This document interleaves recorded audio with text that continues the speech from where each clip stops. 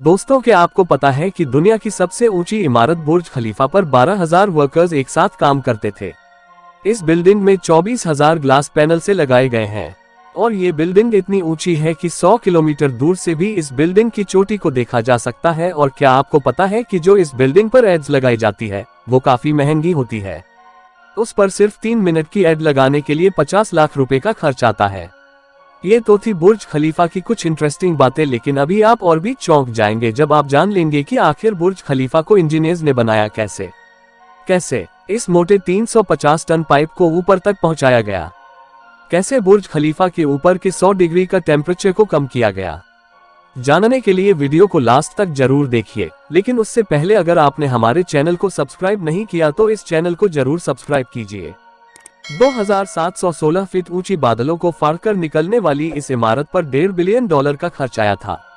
यानी कि करीब 11,000 करोड़ रुपए। और दोस्तों, क्या आपको पता है कि इस बिल्डिंग को बनाने के लिए सिर्फ 6 साल का समय दिया गया था और इतने कम समय में डिजाइन से लेकर कंस्ट्रक्शन तक का काम मुमकिन नहीं था और इसीलिए बिल्डिंग को बिना डिजाइन के ही शुरू कर दिया गया और जैसे जैसे इसकी कंस्ट्रक्शन होती गई वैसे ही इसका डिजाइन भी साफ साफ तैयार होता गया। ये बात शायद आपको ना पता हो कि बुर्ज खलीफा दुबई की रेत में खड़ा करना बहुत मुश्किल था और इसीलिए इसको बनाने के लिए पहले 192 मोटे स्टील के पाइप को जमीन में धंसाया गया और फिर जाकर बुर्ज खलीफा की कंस्ट्रक्शन को शुरू किया गया। और शायद आपको ना पता हो कि पूरे बुर्ज खलीफा का वजन इन्हीं स्टील पाइप्स पर टिका हुआ है। क्या आपको पता है कि ये बिल्डिंग इतनी ऊंची है कि जब सीमेंट को नीचे से बनाकर ऊपर भेजते थे तब सीमेंट ऊपर जाते जाते ही सूख जाता था और इसीलिए उन्होंने बुर्ज खलीफा में मोटे मोटे पाइप से इंस्टॉल कर दिए। इन पाइप्स का काम सीमेंट को ऊपर तक पहुंचाना था, लेकिन ये काम इतना भी आसान नहीं था,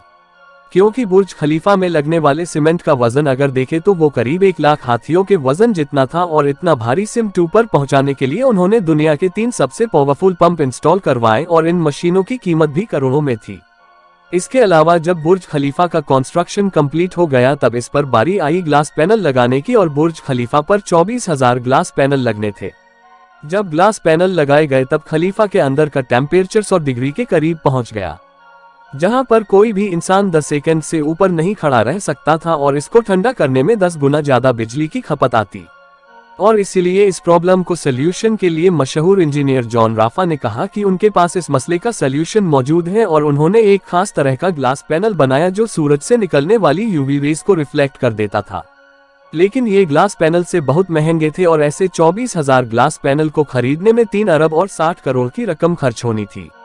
जो कि बहुत ही महंगा काम था। इसीलिए एक पूरी फैक्ट्री बनाई गई जिसमें सिर्फ यही ग्लास पैनल से बनाए गए और सिर्फ 4 महीनों में ही ये सारे ग्लास पैनल्स बनके तैयार हो गए।